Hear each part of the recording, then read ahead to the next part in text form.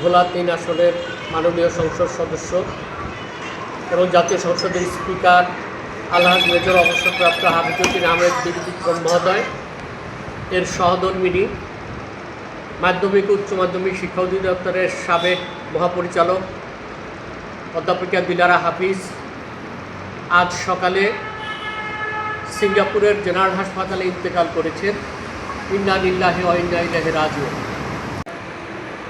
আমরা লালমোড় উপজেলা বিএনপি এবং অঙ্গ সংগঠন গভীর শোক এবং পরিবারের প্রতি সমবেদনা জানাচ্ছি।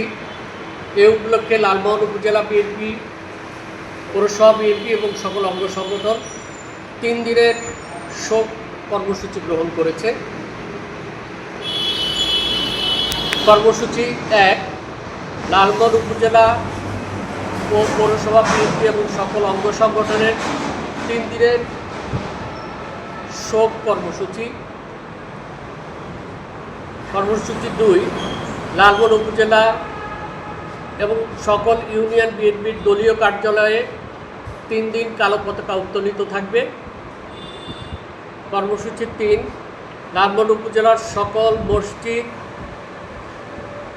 সকল মসজিদে দোয়া মাহফিল প্রতিটি নামাজের পর এবং সকল ধর্মীয় উপাসনালয়ে বিশেষ প্রার্থনা।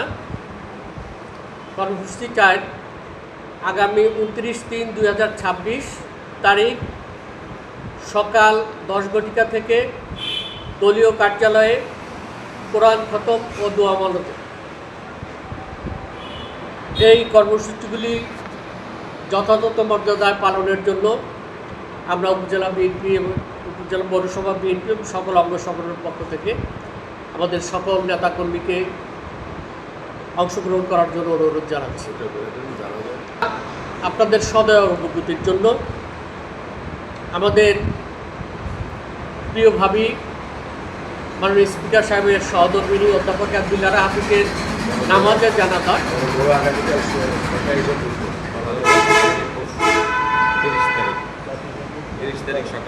ওনার মরদেহ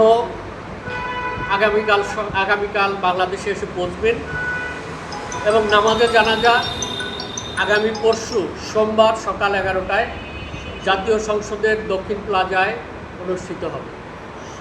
আপনাদের সবাই